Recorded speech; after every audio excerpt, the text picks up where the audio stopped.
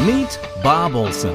Bob's the author of Answers About the Afterlife and the host of Afterlife TV, a private investigator who began investigating life after death in 1999. Bob now records his interviews with experts, authors, and people who've had extraordinary experiences so he can share it all with you. Enjoy the show.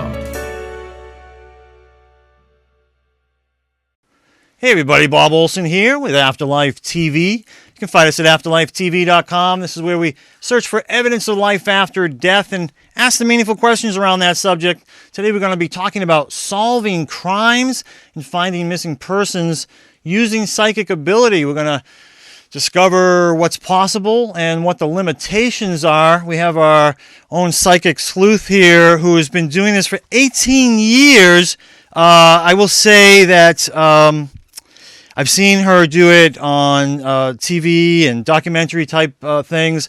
As a former private investigator who really wishes you were on my team back then, that would have made things a lot easier. I have never seen anybody do it better. I'm so impressed with this woman that it's the reason that I'm having her here today. She's amazing. We can learn a lot about the process. We can learn a lot about the afterlife from her own unique experience.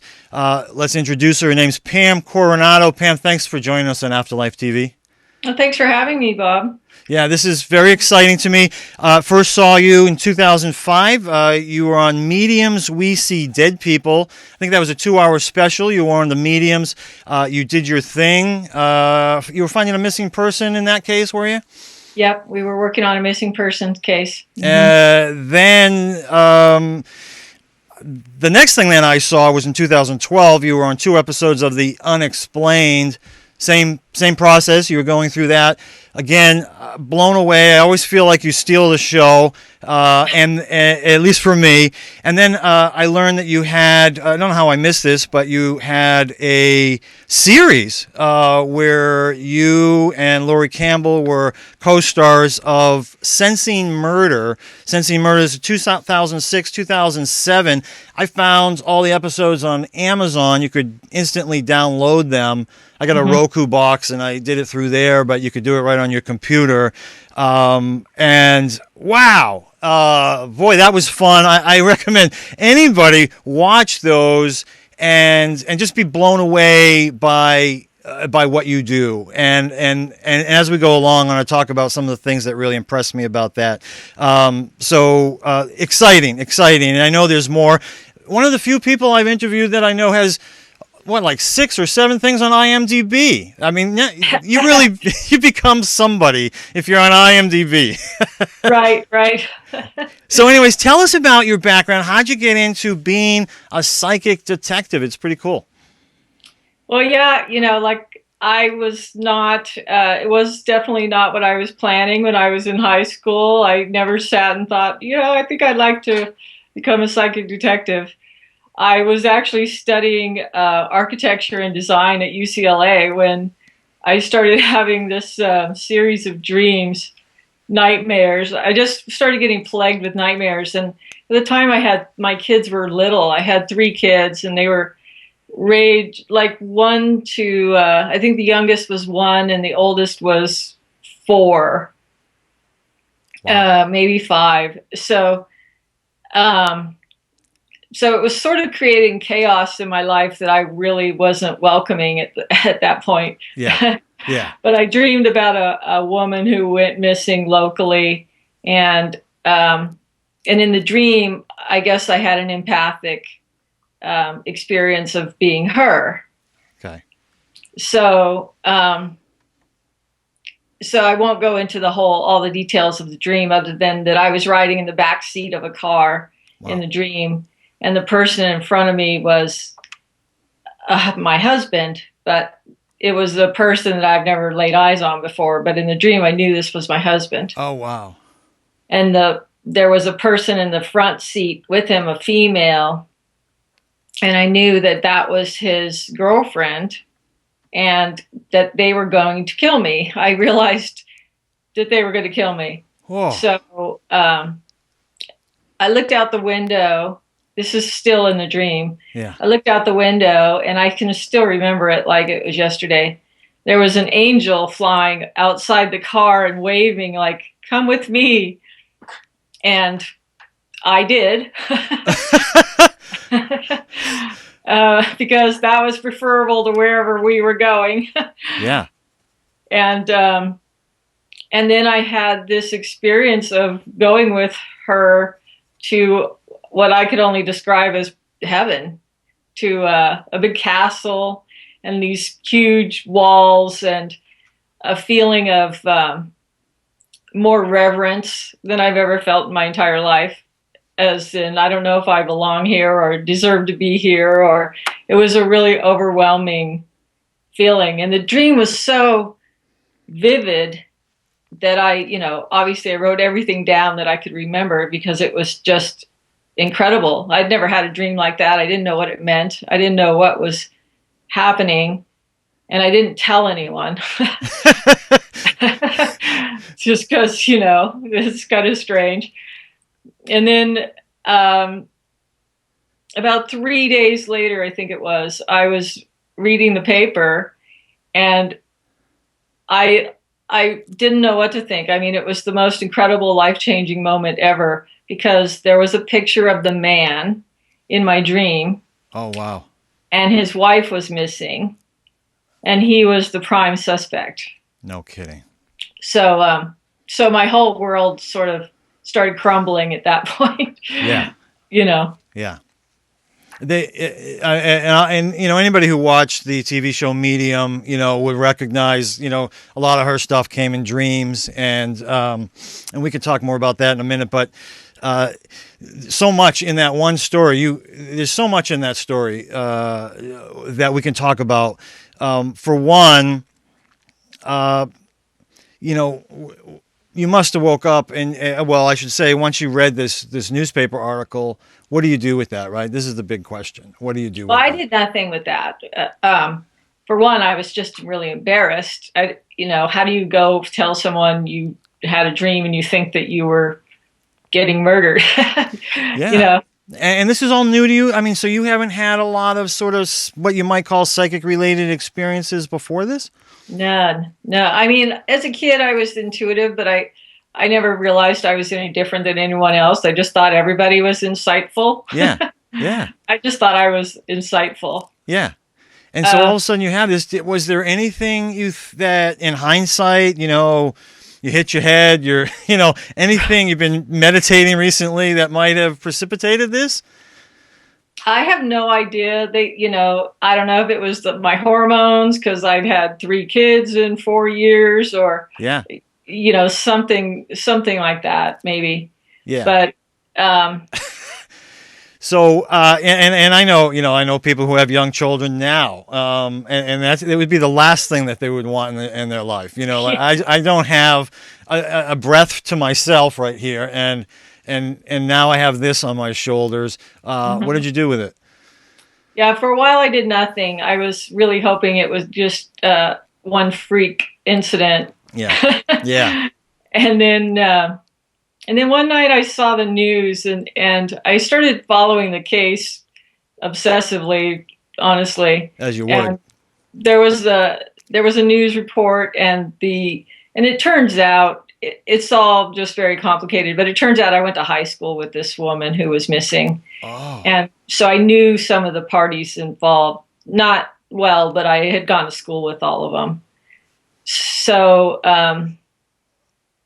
so I saw the mother and the grandmother on the news, and they were crying, and they were asking if anybody had any insight, any tips, anything, please come forward and tell the police. So I really started feeling guilty for letting my fear and my pride and everything else get in the way.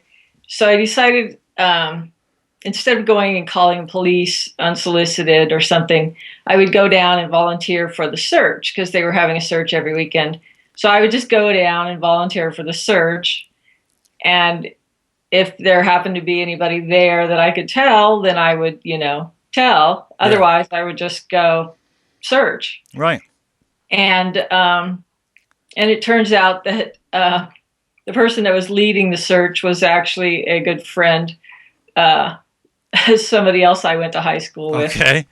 And I felt pretty confident telling him my dream because I knew he wouldn't think I, was crazy. Yeah. Yeah. Or, I knew that he would take it well. Right.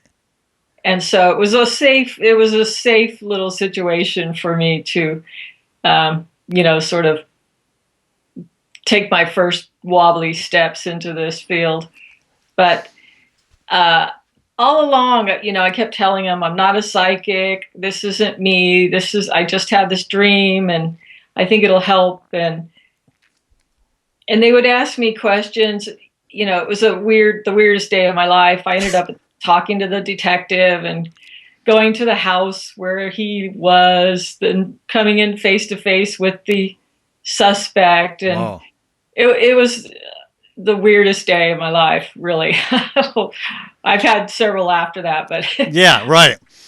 But to that point, that was the strangest thing that had ever happened to me. Was this friend that you saw during the search, high school friend, was it he? Mm-hmm. Was he the first person that you told? Didn't tell any other family members or anything? Did anybody else know that you were even going to go help with this search? No, I think, obviously just my husband, because I was supposed to be at school that day, and I decided to go ahead and play hooky. I kept thinking I'll just go down there and give him a couple of tips. Maybe, hopefully we'll go to the first place, second place, and we'll find her, and then I can go to school. Yeah. That's what I was thinking was going to happen. Yeah. Now it's interesting. So what you said about the dream, now you know, after doing so many of these, you know what normally would be helpful to police and what would not be helpful to police. Right. Was there anything in the dream as far as location that was helpful in that dream? Yeah. There was. That's what made it so significant is that, I was driving along in the car looking out the window. Yeah. So I got a sense of where we were driving around. And it actually turned out not to be exactly where I had decided it was. Yep. But it matched visually. Yeah.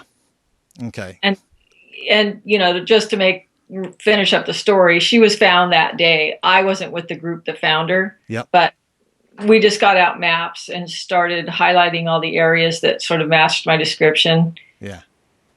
And we just, one by one, eliminated them until they found her that day. I mean, talk about, a whack on the side of the head. Hey, Pam, you're supposed to go in this direction. It's like, what a wake-up call. Amazing. How much longer after this did you maybe have your second experience? Yeah, that's what's so funny is I thought, okay, that was weird. And now I can go back to school and things and have my kids and my family and things will go back to normal. Yeah. It couldn't have been more than a week where I got a call from someone. And it was really funny because, her daughter was missing and she was frantic. And I said, how in the world did you even get my number? And she said, well, I talked to, his name was John. And she said he was the one that was in charge of the search party in the other case. And he gave her my number. I see. So I told her, I said, I didn't dream about your daughter. I don't know how to help you. Yeah. Because I didn't dream about her. So and I'm not a psychic. I don't know what I'm doing. Right. And they eventually convinced me to, I don't even know where it came up, but they convinced me to be hypnotized. Oh. And so I guess it was a psychic that had done crime work before. She hypnotized me and started asking me questions. And I thought I was just making stuff up. It seemed like I was making stuff up. Yeah. And that turned out to be another pretty big case that got solved quickly that from LA, from Los Angeles. So. And with the help that you gave them? Yeah, in that case, they found her. They had the girl. Yep. By the time I got involved, but she was from my town, which is 60 miles north of Los Angeles. So her body had been found in Los Angeles. Oh. And so they were really looking for a suspect. They were looking for the person that did this. And, you know, like I said, I was new at this and just kind of learning, and I made a lot of mistakes out in the field, but I kept hearing his name as I thought his name was Rosengren. And I described a lot of things about his personality and his relationship to the girl, which got the mother thinking about someone that she knew. Yeah. And she gave his name to the detectives. And when they ran him, he had prior incidents. And so they had DNA on him. And it turns out that was him. Wow. But his name was Robinson. So close, right? Yeah. Working on my intuitive hearing. Yeah, exactly. Oh my God, your mind must have been blown because, again, first, okay, you have a dream. So you have a dream, you understand. We know what dreams are. You have a dream, but this is a very lucid, vivid dream. So this is unusual. All right. So that pushes you in that. But now all of a sudden, you're pushed into the second case and don't even know you're really a psychic, and so they use hypnotism, which is basically deep meditation, to ask you questions and get more information, which again leads to solving this crime. It's amazing to me. There's people all over the world who are searching for their purpose in life. Yours just falls right down on top of your head. Right. And for the first time ever, after this started happening, for the first time ever, I finally figured out that this is what I wanted to. Yeah. It took a while. Yeah. I fought it for a while, but I started to realize this is where I feel like I finally fit. Like, this is it for me. Yeah. Yeah, which is awesome, right? I mean, there's no better feeling, I get that doing these things. I just, nothing brings me more energy and enthusiasm to life than doing these. And this is the kind of work that you do. All right, so we recognize now this leads you into being what you call a psychic detective. For those who maybe don't know, or maybe they they think they know, but you might have a better definition. How would you sort of describe what a psychic detective is or does? Yeah, it's funny because I used to not like that term, and I tried everything else, intuitive investigator, and nobody knew what that was, and it was confusing to people. So I just went back to calling myself a psychic detective. There you go. But a psychic detective has so many roles. From helping with missing persons cases to helping identify suspects, vehicles, weapons. There's a whole range of things that a psychic detective can help with. Yeah. For me, I've sort of fallen into the missing persons case, and I have my own foundation. I started my own foundation a few years ago. Still trying to get it, up and running, but that's really, I think, where my heart landed is on missing persons cases, just because it's so, it's just so gut wrenching to see these families where the department has sort of thrown in the towel. Yeah.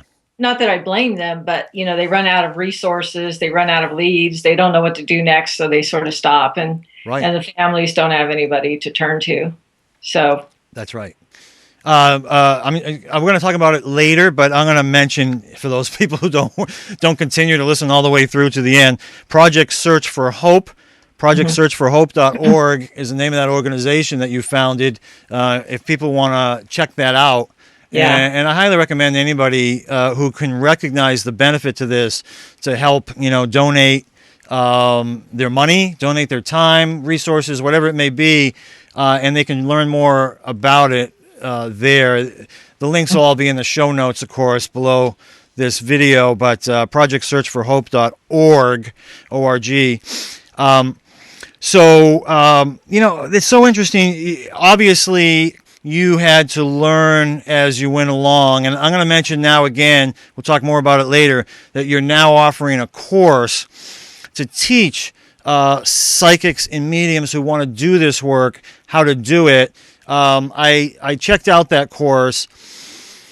Again, as a private investigator who now understands psychics and mediums, I couldn't have been more elated taking the course myself, and so excited about the things that you teach people. You're so grounded. You're the perfect link between the police and the psychics, and you're able to pull it all together. We'll talk more about that, but and that's on your website, PamCoronado.com. Again, in the show notes, there's the link, and I highly recommend it, and we'll talk more about that in a minute. But for you, it was more of a trial and error. You didn't have this wonderful course to sort of set you straight and get you going.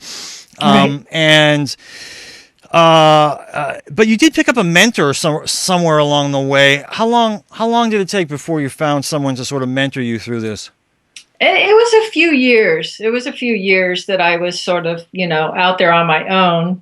Yeah. And I met, her name was Beverly Jagers, and she had a group called the USPSI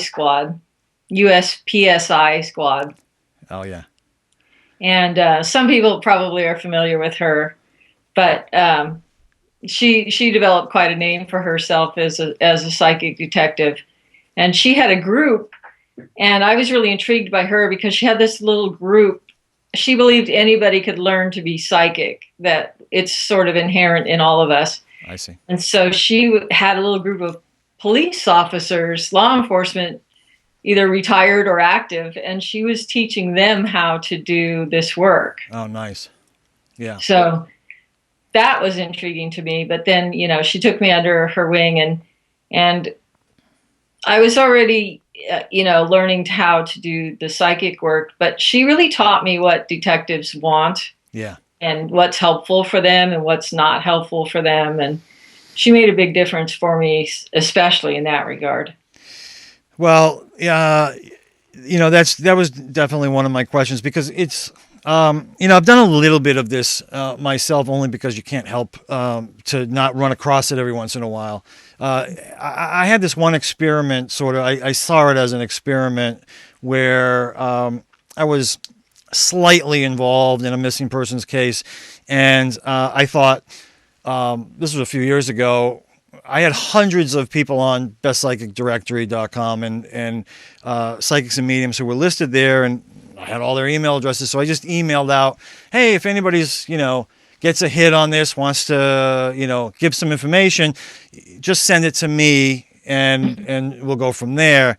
Well, we had over 100 people respond, and it was quite a lesson for me, because some of the stuff, a lot of the stuff that you talk about in your course, but, first of all, one of the things I will say now, get your confirmation on this, it's so much better to work with one psychic who knows what they're doing in this work ongoingly than to work with 100 sort of randomly, who are sort of got one foot in the door. Do you not agree? I agree. Yeah. It's just, it becomes really so confusing and overwhelming. And that's why, I always caution people not to call unsolicited to police departments, because they're probably getting 500 calls. Easily. A high profile case, they probably get anywhere between 500, 600, 700 calls. From psychics and mediums? From psychics. Oh my God. And I've had these detectives tell me that it's really frustrating for them because, a psychic gets very excited. I understand this because I am one. So I understand how you can get really excited about a dirt path in the woods, because you're like, I got something. I know where she is. I got a dirt path in the woods. Yeah. But you call the detective and they're not thrilled with that because that's not helpful. No, it's not helpful at all. And we got so much of that, and I wanted to be kind and compassionate to the psychics and mediums because they were sweet enough to want to help. But we got a lot of that, they're by water, there's a big rock nearby. And this case was in Vermont, it's mostly forest, Right. a zillion rocks and creeks. Yeah. Yeah, exactly. So anyways, so one of the first things I learned, really, from that was that most of psychics and mediums just don't know what detectives need. They don't recognize what detectives need. And you obviously learned from trial and error. You learned from your mentor.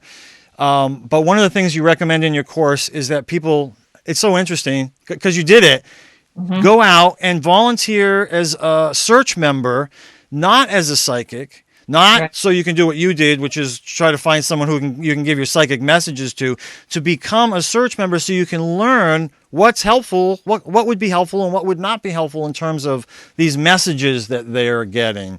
You want to elaborate on that?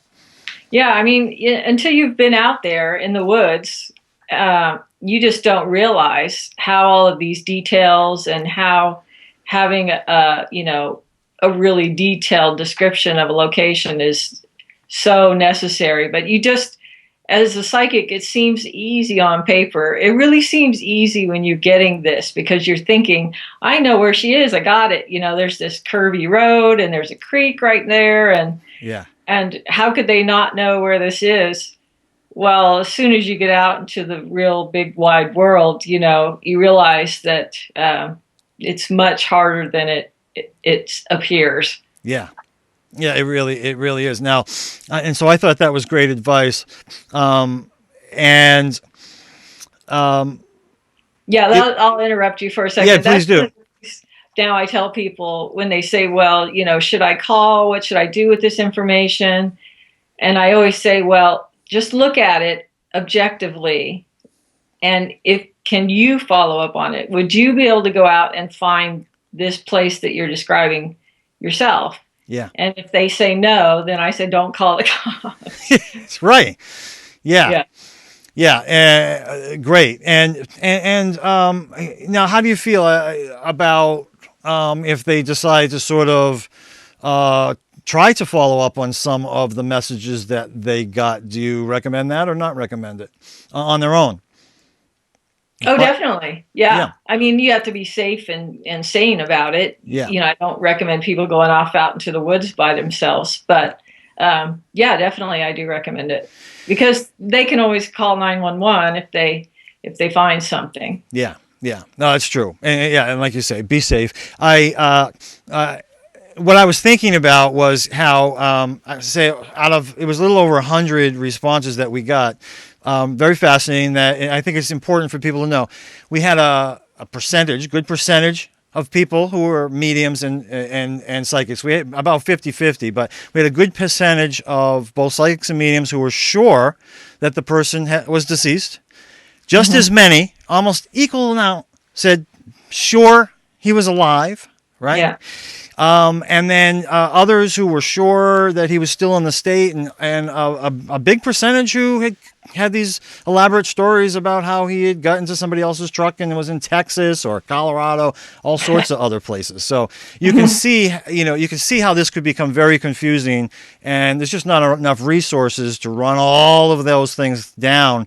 Another example of why so much better to work with one person. And if people watch this Sensing Murder series that you had, I saw it on Amazon, they really get a sense of how initially, you get your information without knowing anything. Tell us a little bit about that process, how you would go through it, at least, based on what you did in that show, because it was eye-opening. Yeah, in the show, they pushed me to my limits where I was pretty uncomfortable with the process. That's cool. Why? Why is that?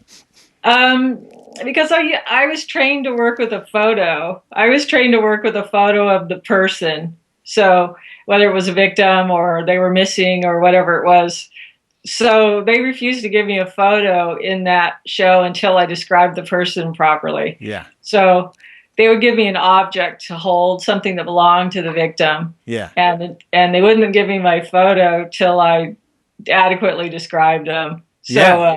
that pushed me out of my comfort level. But, the less you know about a case up front, the more it's the easier. People think it's the opposite, but it's actually easier for you because you really have nothing to rely on except for your intuition. So it's more likely you'll actually be using your intuition. Yeah. If you have any kind of facts, we call it front loading in remote viewing, that front loading could just wreak havoc, and you don't even realize that it's creating some noise in your work. Yeah. Because if I do it a lot to my students where I'll give them the photo of a missing woman, for example, and 90%, and a lot of times I'll give them a case where the killer was a female, just to see that they're actually working. And, 90% of them will come back with a male because that's what they're expecting. Yeah. So the ones that come back and say, wait a second, I think, there's something weird about this. And as soon as they start feeling like there's something unusual about it, then I know that they're actually using their intuition. Yeah, they're tapping in. And this is true for readings. I've always recommended people go to a stranger when getting a reading, especially if you have any skepticism at all. But even later, if you're working with people who know anything about you, certainly that information is going to get in the way, and you never really know if it's coming from intuition or intellect based on it. One of the other things that you did very, very well, I noticed right off, was that you know what questions to ask yourself. Now, so here we are. We're talking a lot about beginner psychics and mediums, but the police, they're beginners in working with psychics in this case. And I noticed that because of that fact, you were very good about asking yourself the right questions so that you could get the answer. Or maybe not, you're not really asking yourself, but asking the right questions. That come from, is there a process that you go through to do that? Well, when Bevy taught me, she taught me to pretend I was a reporter for any case. So who, what, why, when, and where were the big questions. And each case, of course, is different. So they might not need the where. Maybe they already found the person, but they need to know who and why. Yeah. So that was sort of the basis of having any kind of structure whatsoever for me in the beginning, because I had no structure at all. It was just whatever flew in. Yeah. The window, Yeah. And I talk about it like going to the grocery store without a list. If you have no idea what you're trying to get, things will come in, and then you don't really know which category to put them in for sometimes. Right. You may get a car, but you don't know whose car it is. Yeah. Could be victims, could be the killers, could be a witness. You have no idea. So I try to short circuit all of that by asking what I'm wanting. Yeah. And then it has some, significance when I get a response. The other thing that I loved what you did, you didn't ask questions except to have things confirmed, messages that you were getting to sort of confirm those or not. But you also, when you had a message, when you had something that you saw or heard or felt, you just described what it was that you were seeing, feeling, or hearing, as opposed to making an interpretation and labeling it. I've been trying to teach this to psychics and mediums for years.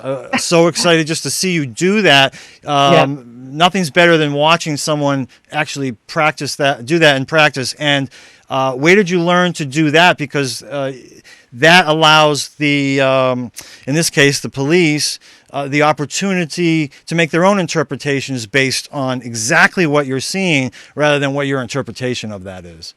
Well, how I learned it was by being embarrassed a bunch of times. So that's how I learned it. Yeah. I really learned that,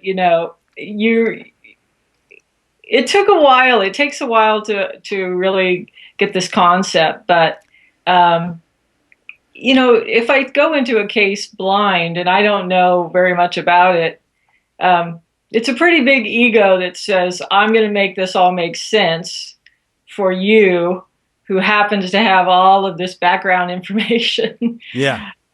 So I realized I don't know better than they do. I don't know anything. All I can give them is what I'm getting. Yeah. And it leaves less room for misinterpretation. Right. It was actually a Sensing Murder, one of the Sensing Murder shows that I did this, actually. I think it was the pilot. I saw this violent confrontation, and I saw arms flailing around, and I saw blood on the victim. That's what I saw. Yeah. What I said was, I heard you. I remember this. Yeah. She's being stabbed. Yeah. And when the detective looked at me and said no, then I was totally lost. I didn't know what to do. I mean, I was just lost. And he saw me struggling, and eventually he said, did you see a knife? And all of a sudden I realized, oh, no, I didn't see a knife. Wow. And so that was just a huge lesson for me in not making those mental leaps and making assumptions. Yeah. It was beautiful. I recognized it. I never saw you do it again. I saw you do it that one time. And you eventually did get later that it was a bat. Well, you didn't say it was bad. You said that she was hit with something, blunt object kind of thing. But which again is a better description than saying bat, because anything can look like a bat. But I saw that being the empath, my heart went out to you immediately and felt the awkward moment. But I loved the recovery on it. I loved the what that taught everybody, especially psychics and mediums, by watching that. And I thought it was a great example, and I knew it was unusual for you, and I knew why you did it too, because there was obviously a lot of blood, and we just make assumptions. It's very hard not to, right?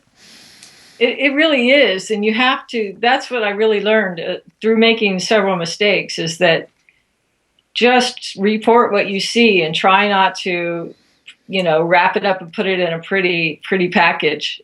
And I have students do it to me all the time. When they come to me with a big scenario and say, I've got this thing all figured out. Yeah. I'm suspicious immediately. I'm like, you should be confused, and it should be coming in bits and pieces, and it should make no sense to you. And the more confused you are, the better usually. And that sort of humbleness comes from working with a bunch of skeptics, the police, for the most part. I'm sure most of them are, and running into walls, in that way, making that mistake enough times so that you begin to preempt what they're going to be thinking, and you stop saying those things that make them question you. Right. You know how your ability works. They don't know how your ability works. I always thought that the communication between the two, the police and the psychics, that was the issue. They just didn't understand how the ability works. So when you got something wrong, it had this big exclamation mark next to it, as opposed to just recognizing, no, she just needs more information. She just needs to work more on it. Let's keep going here. But instead, it sort of stops everything for a moment and makes them start to question you, doesn't it? Yeah, and the thing about detectives, it's just part of their training, is they take everything literally. Yeah. So it's hard for them to not really take everything you say literally and understand that some things could be, you could have 90% of it right, but 10% of it's wrong, that they have to make allowances for some of it not being, so for example, if I say, I see a truck, and I think it's silver, and it turns out to be a white truck. Yeah. They have to understand that that's sort of the way it works, and not just get locked into the fact that we're looking for a silver truck now. We have to find a silver truck. Right. They have to sort of learn to understand the information that comes in. Well, I would think that they would be used to that. They need to apply some of the things that they already know on their own to what you're doing. For instance, I mean, as a PI, if I was investigating an accident scene, I might get statements from 5 different people who all saw the accident, and they're going to give me all kinds of colors of the different vehicles. You know what I mean? That's just very common. In fact, no two statements are ever going to be exactly alike. Even the order of things can be mixed up with different people, and it's amazing how different these people who all saw the same thing can describe what happened. And so that happens just normally. If they can understand that that same thing applies with psychics and mediums, then that would be helpful to them. I noticed, I don't know if it was in your course or if it was the last episode. I wanted to watch the last episode to see how things had changed from the early episodes of Sensing Murder. And I don't know, I feel like you said it there, but you said one of the things that you really liked is that when a police officer or detective is new at this, if they're new at this, then they kind of ask you to tell them how to do it properly. What kind of questions should they be asking? What should they be doing? How is that helpful? I love when they do that. I love when they let themselves be vulnerable, because I'm vulnerable. So I love when they let themselves be vulnerable and say, you know what, this is brand new to me. You're a tool that I don't know how to use. So tell me what you need to succeed. And that really, because one of the things detectives, when they're trained, they know not to do this, but they get excited working with me and they forget, but not to lead the witness. So I always tell them, treat me just like a witness. Don't feed me information. Yeah. Just question me about the things that I'm already telling you instead of leading me. Because there's a great example I give all the time, and it's a detective I ended up working with for a really long time, but I was describing a church, and she got really excited and said, "Is there a graveyard in the front?" And I said, "Well, there is now, and there always will be. So I don't know." Right. So it's those leading questions that really, wreak havoc on intuition. Yeah, exactly. Very interesting. Again, intellect, intuition, they can mess each other up. You got to try to keep them as separate as possible. You talked earlier about how you prefer to find missing persons.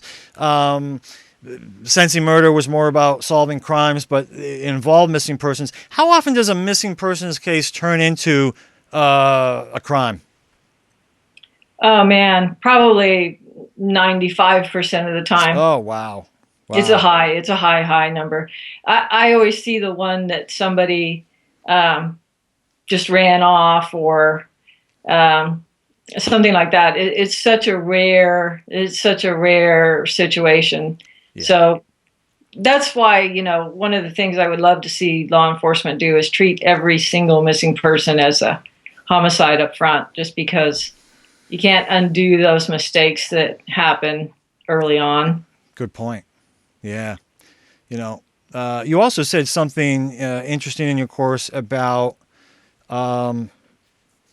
children and adults, children cases versus adult cases. Do you remember what you said?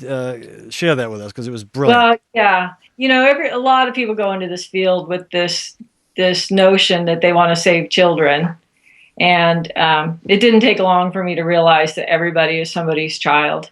So a 30-year-old is still somebody's child.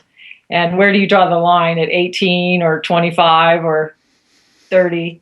Yeah. So for me, everybody is still somebody's child, and now somebody's mother or father or other things. So that for me, and really, I like adult cases just because they don't get as much time and attention as children's cases. There's the National Center for Missing and Exploited Children, and it's huge, and they have all of these resources. And I would really like to see adults' cases, get equal attention. Yeah, I mean, even on the news, obviously, more sensational story, more heart wrenching. They get at least twice as much time when it's a child versus it's an Right. adult. Adult, you're lucky if you see it. With a child, you can't miss it. They play it 1,000 times, and the segment's much longer. So yeah.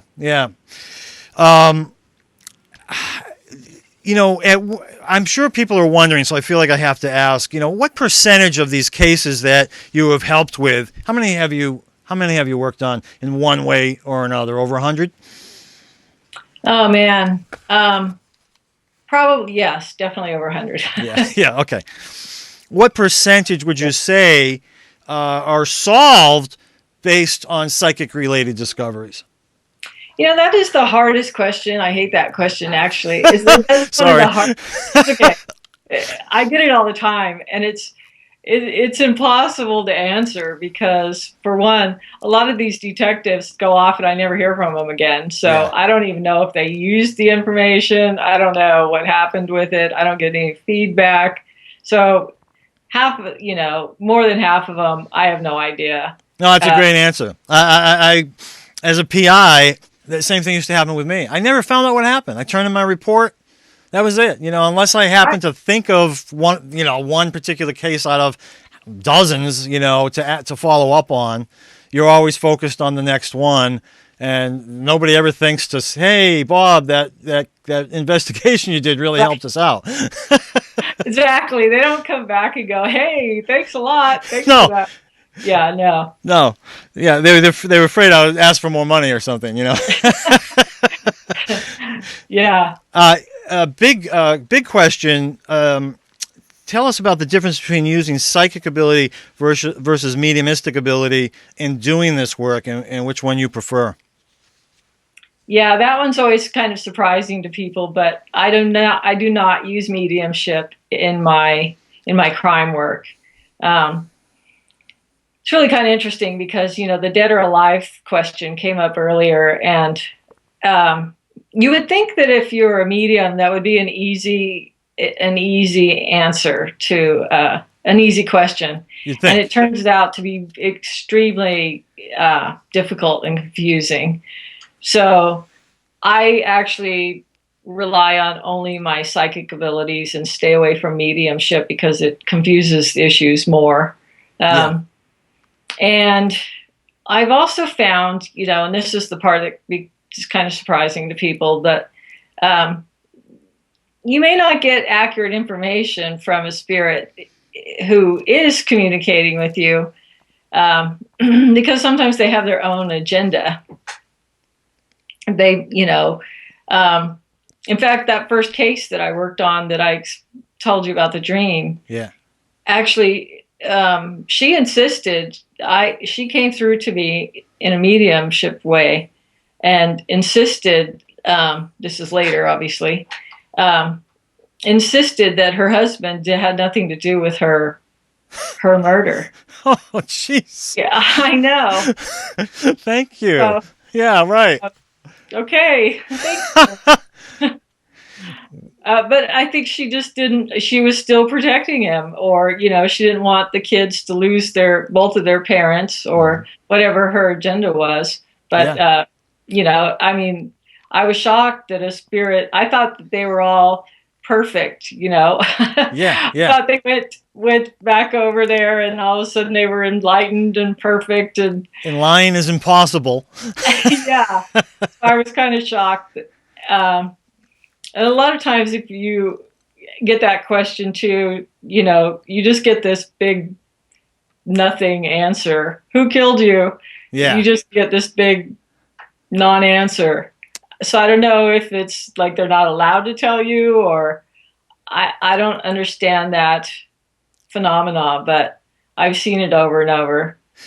Well, it's interesting because my theory on this has always been that if a person is missing and they're not meant to be found, or a crime has been committed and it's not meant to be solved. And when I say that, I mean because it doesn't just involve that one person or those two people. It involves everybody around it, all the family members, all the loved ones, everybody who's involved is having an experience that they get to take back, to the spirit world for all eternity. These are lessons that we're all learning, and I believe that some of it is set up a little bit meant to be, in that these are lessons that we're learning that that our soul would like us to learn. So sometimes my theory on it is some cases are just not meant to be solved. Some people are not meant to be found. What's your experience on that? I actually do agree with that. I do agree with that. And I also feel like sometimes a spirit doesn't want their family members to be the ones to find them. They don't want them to be traumatized that way. Yeah. But yeah, and sometimes I wonder if it's just a timing thing. They're not supposed to be found until some point in the distant future, and that's where a psychic detective. That's where I had to sort of really get in line with my own spiritual soul self and understand that I'm just another pawn in this whole big game, and I can't take it all so personally. I do the best job that I can do. Yeah. And that's all I can do. And that it's really not about me. I'm just another piece in this big puzzle. Yeah, I think there is a surrender that we have to do in reference to things like that. This happens in all of life. We find ourselves in a situation. You find yourself on a particular case.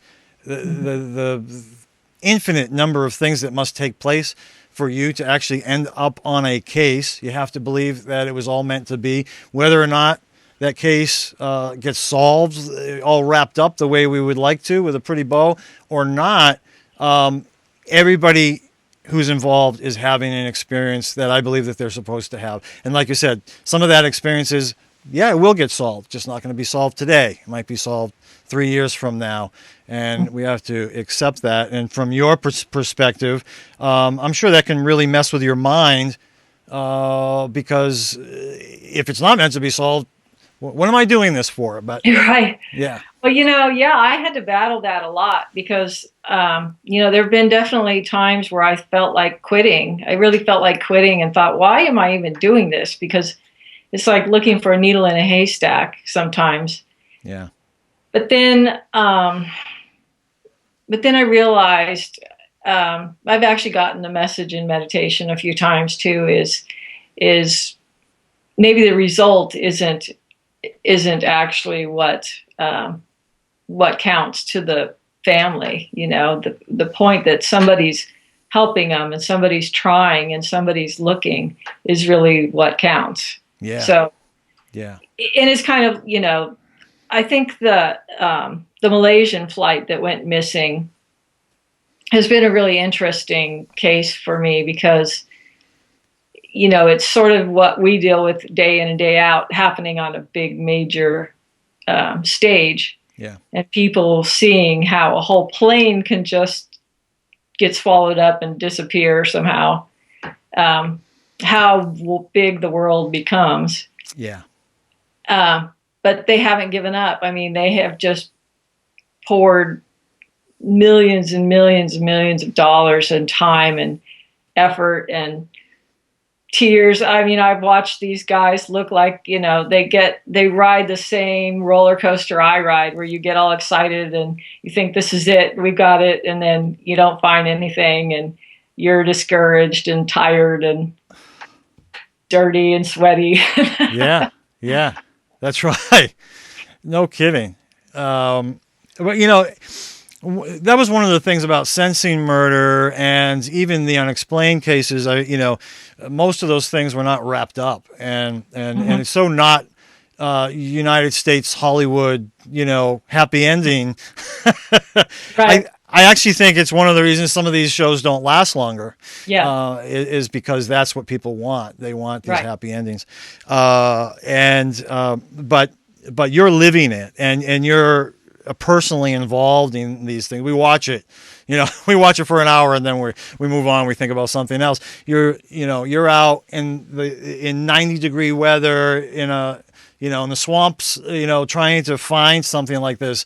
And then you have to go home and wrap your mind around why nothing ever happened with it. It's got to be a challenge. Definitely. But I will tell you a really funny story real quick, just because I was in New Orleans on a search, and that was on the Unexplained, actually, the one where the guy went missing in New Orleans. Yeah.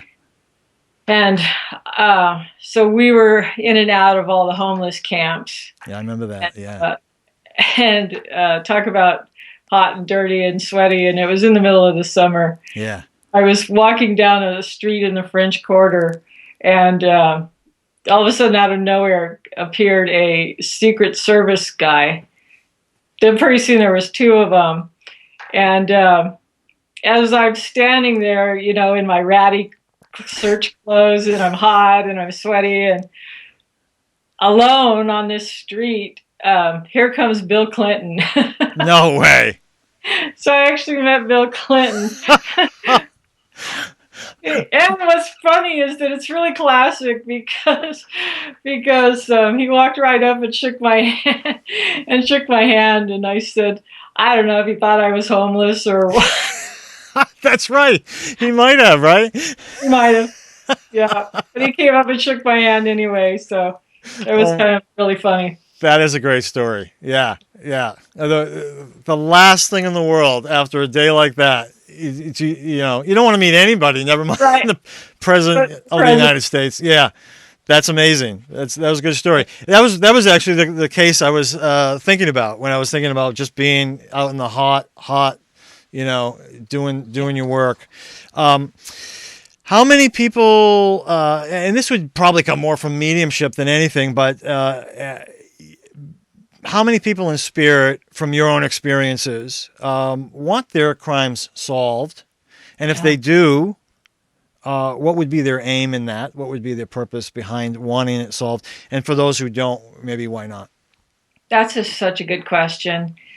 Just in my experience of talking to spirits that have been murdered or died in a violent way, their answers are really kind of interesting.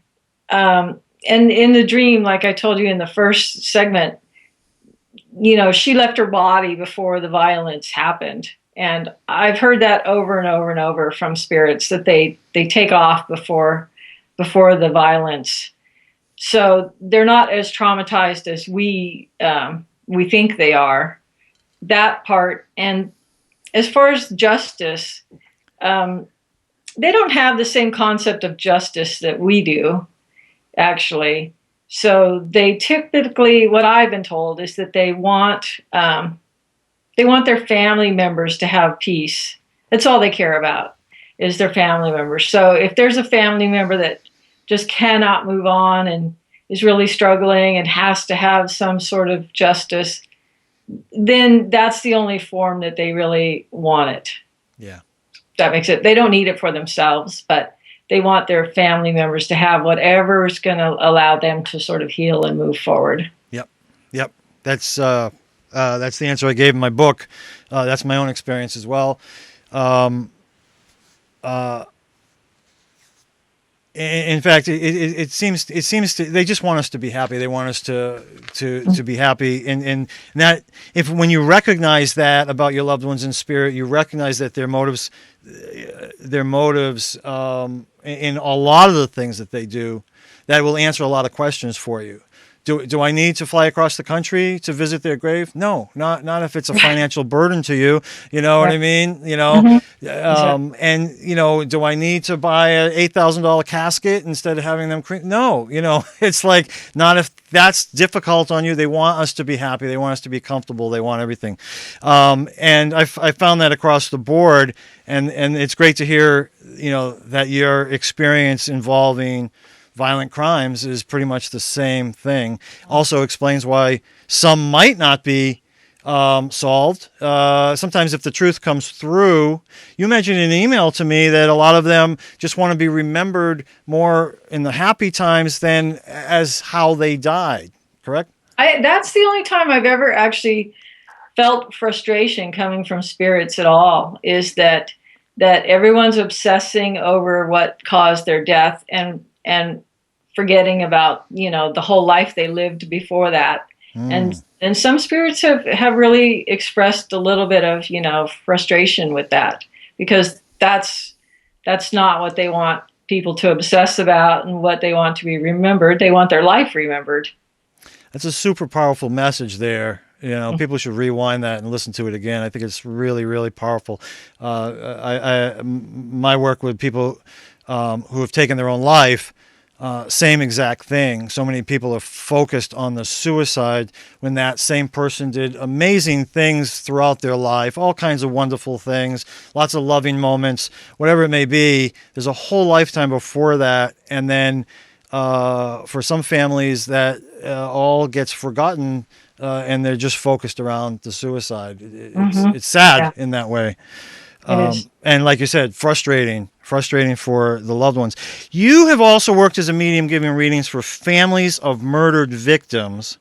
And these family members have special concerns, their own fears, their own questions.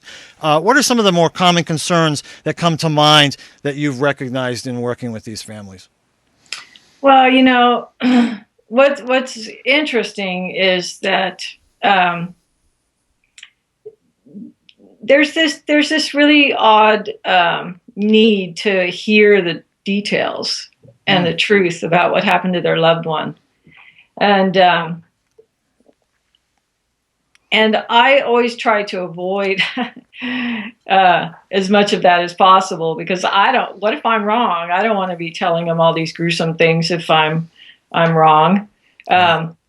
So I try to steer them away from that conversation. But I have found repeatedly that that's one of the things that they push for, is they really, really want these details.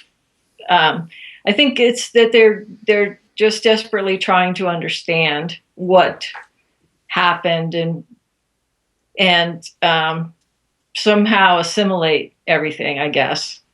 Yeah. Okay. It's hard to understand, but I see that as really common. And the one thing, like I said over and over, I've been really able to tell them is that, they don't, a lot of times they leave their body. They don't suffer the trauma that we're imagining in our head. We're imagining the worst of the worst. And truly they've already, they're out flying with the angel. They left already. And and again, another super powerful message here, I think. And you said it right at the beginning, where you did that. I mean, when she was in the car and left to fly off with the angel, long before the violence even started, even if, I believe they are. I don't know what your beliefs are. They're still aware of what's going on, completely detached from their bodies from this, not absorbing, not experiencing any of that pain. But that was way ahead of time. They know what's going on, though, right? Yeah. So I have another one that's really an interesting one, because this girl, I did a reading with her, a mediumship reading with her, and she had been stabbed. She'd been stabbed by a person she was dating and trying to break up with. And I think it happened in a park. And so she stumbled. She'd been stabbed several times in the chest. She stumbled over to the nearest house, and she knocked on the door, and she asked for help, and she collapsed on their porch. Yeah. And I think she died in the ambulance or something on the way to the hospital. So when I did my reading with her, it was really amazing, because she kept telling me that she was numb. She didn't feel any pain. She said she felt warmth, but that's all she felt. And she was saying it was like she was a zombie or something. She said she didn't feel all that, because that's what was so upsetting for her family, just those moments. And she kept saying, I didn't feel any pain. I didn't feel any of that. She said I was just sort of in shock and sort of just going through the motions. I had a Facebook post recently that talked about this idea of leaving their bodies before before the pain and suffering.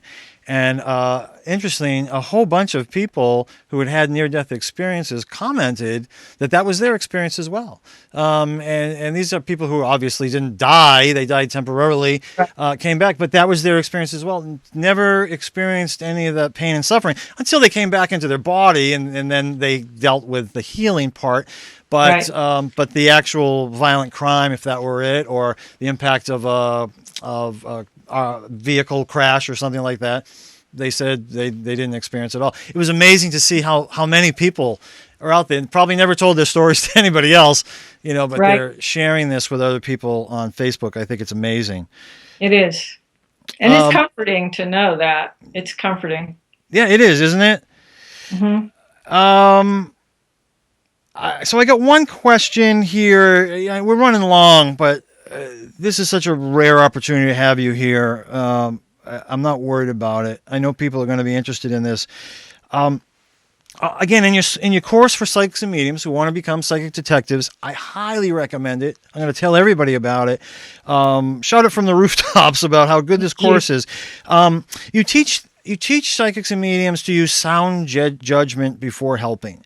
And one of the things you say, never contact the family of a victim, including on social media, because that's a whole new thing. And always wait until you're asked by police to help. It's almost, it's like you could say that a million more times just to make sure it gets through, right? Always wait until the police ask you to help. My question, though, in relation to this is how have psychics or mediums ever become a murder suspect because they presented information without being asked? Well, it's really kind of funny because I have a personal story about that, actually. Good. So I had a client that called me on the phone, and he was gay, and his partner had gone for a walk and never came back, and they lived on some property, just a few acres or something. And I think he waited 9 months before he called me. They had done massive searches and not found him. And so 9 months later, this guy calls me and, says, "Can you help me find this guy?" And I hung up and I did my reading on him.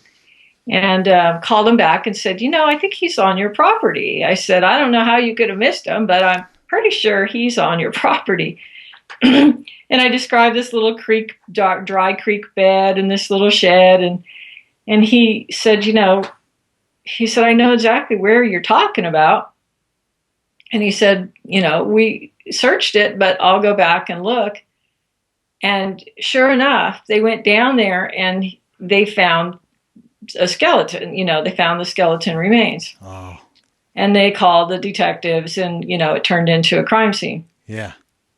Well, I never heard anything from those detectives. They never called me, and I thought, well, that's bizarre because you would think they'd want to know how I knew where the body was. Yeah, exactly. You would think they'd at least go, "Hey, thanks," or "Hey, who called you?" or something. I never got anything. And it wasn't until recently I actually, through a different law enforcement friend, found out that he was a suspect for a long time. So because he was a suspect, they thought that I was in cahoots with him. Oh, my God. Yeah. And so instead of seeing me as being the one that helped, they saw me as being a potential suspect. Yeah. Yeah. And what a great way to pretend you found the body or you know where it is. Mm-hmm. Psychic told me. Right. Yeah. Right. Yeah. But that certainly could be an issue for any psychics or mediums who sort of force themselves on the family or the police by giving them this information, especially if they're somehow connected, like you were connected with, you were friends with this guy, but even if not, if for whatever reason the information is so accurate and they can't fathom how else you would know that except for being involved, that could certainly happen. And another good reason, wait till the police contact you. Well, that's the thing, all the things that people come to me with about their complaints about trying to get their information to the police, is they're going to laugh at me, or they were rude, or they don't believe me. How do I get them to believe me? Yeah. I hear that one all the time. How do I get them to believe me? Well, if they contact you and they're asking you, then you're already, 20 steps ahead. Yeah. But if they don't know you and you're coming at them unsolicited, of course they're not going to be, open-minded necessarily. That's right. I always say it's like if you were a mechanic and you had some celebrity's car in there broken down, and 60 people called you all with different degrees of knowledge, all telling you how to fix this person's car. Yeah. After a while, you'd just be hanging up the phone and going, "Stop calling me." Yeah. It's that. But, and I know people want to help. I get that. I understand that they want to help. Yeah. But really get trained and know what you're doing. And there are ways to approach once you're trained, Right. cold case departments and stuff like that. Once you know what you're doing and you're willing to test on solved cases. Yeah. There's a way to do it. It's, because people are like, well, how are they going to know to call me? How are they going to know me if I'm nobody? Well, I believe that the universe has a way of making things work out. And I just believe, just like, I've always told my students, when the student's ready, the case will appear. Yeah. And it seems to happen that way, every time, where it just sort of enters their world in a roundabout way. And I always tell them, well, you must be ready because the case is here. Yeah, that's right. Exactly. And that certainly was your story. Mm-hmm. And you've had many students that you've always been able to see the same thing happen. I mean, you also must have to, you must get information on cases that you're not going to work on all the time. I mean, especially high profile cases that you see on the news type of thing.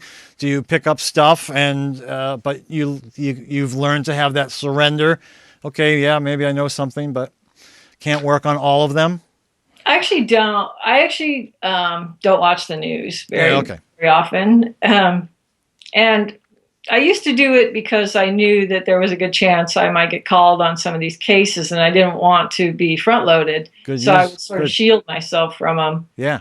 And sometimes they were incredulous, like, where have you been living under a rock, or how do you not know any of this? Yeah, yeah. So I sort of shield myself from it. But I also don't like to pick up things that are not going to be helpful, that I have to carry around now, energetically or spiritually or whatever. Right. I don't want to pick up stuff that isn't necessary. I have enough that is necessary that I don't want the extra that's not. Yeah. So I tend to avoid all that. So you work psychically. Do you work with guides, the same maybe team of people in Mm-hmm. spirit all the time? Mm-hmm. You do. So you're able to trust. That's a nice thing. You're able to trust them. You know who they are. You know how to work with them. They know how to work with you. Right. I actually have a guide that works specifically with me on crime stuff, which is kind of interesting. Oh, interesting. That is cool. Let's talk about some of these organizations that are near and dear to your heart. Again, projectsearchforhope.org. Just tell us a little bit about that again. Yep, I founded it just a few years ago, and it's really where, I got frustrated with never hearing anything back sometimes on these searches, or them not following up on them at all. Yeah. I decided that I would take matters into my own hands and create an organization that would be search. That's what I like about it, is that we're actually on the ground doing searches. Yeah. And I have, retired detectives, retired FBI. I have, and on my board, I actually have victims advocates, because they can help sort of navigate with the families that, are struggling. So there's and then I have people that are trained with me, and I know that they're competent, and I know that they're consistent. So I have those intuitives. So I kind of combine the both of those things and see what we can do. Yeah, yeah, and including cadaver dogs or whatever that help. So you have different people in different parts of the country that you can call upon when needed. Sometimes people might need to fly out there. I imagine is this where some of the money goes that is donated to you to help with the travel costs, that et cetera? That's pretty much what all of the money is for. Is for travel costs. Yeah. Yeah. Wow. Because most of the people are volunteers. Most of the people are putting in their time and volunteering. It's just a matter of getting a team out there. That's beautiful. So people can help by actually donating money to the organization, but you also have a little store on there. People can buy some products that help to support the project Search for Hope as well, right? Yep.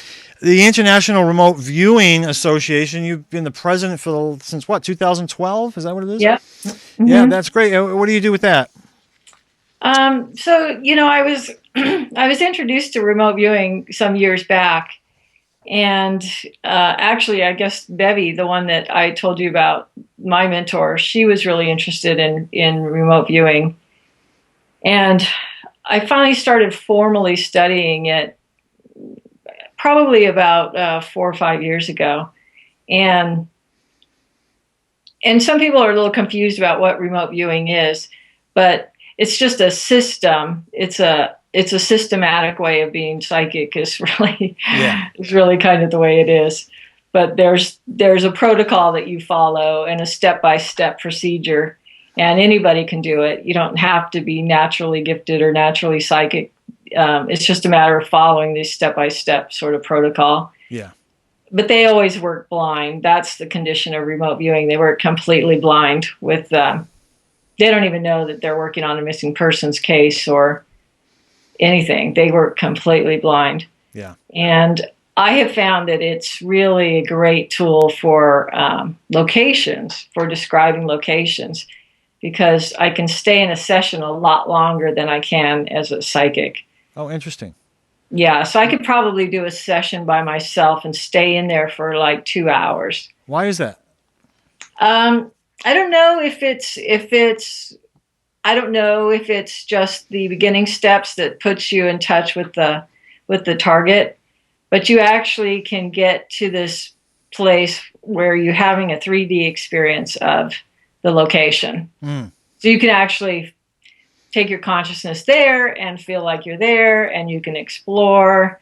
And I can do that with a monitor. I can do that with somebody on the phone asking me questions. Yeah. But to be able to do it by myself is a really exciting, cool tool. So that's what remote viewing's taught me. Beautiful. You also do some stuff at Miraval, Arizona. What is this? I know spring 2015. Maybe you got something coming up. What is this? Maybe. Yeah, we're looking at it. We got a big conference coming up for the International Remote Viewing Association in June. So we'll see if I can squeeze in another trip to Miraval. But the conference, the remote viewing conference, is going to be in New Orleans. You know, I've spent a lot of time now. I'm fond of New Orleans, so we're going to go to New Orleans. But yeah, Miraval is really a wonderful place because it's a healing. You know, it's a healing spa. Yeah. It's one of the most spiritual spas in the world, I guess, is what they say. But, you know, for me, with all the work that I do, it's really important to be able to go and heal and take care of the healer. Heal thyself. If you do a workshop there, is that going to be for psychics and mediums? Is it for the public? What would that be for?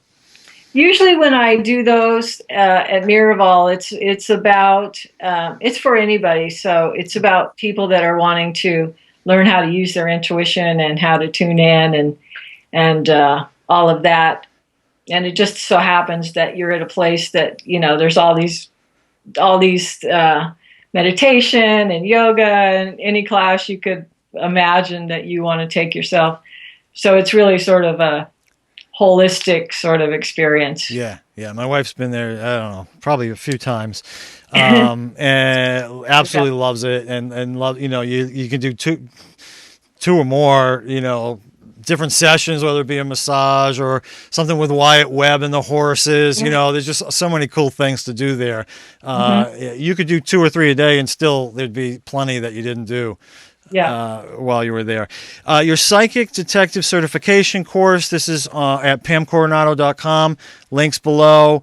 And you decided to do this, you've had 18 years or more experience doing this. You wanted to help other people get into it as well, right?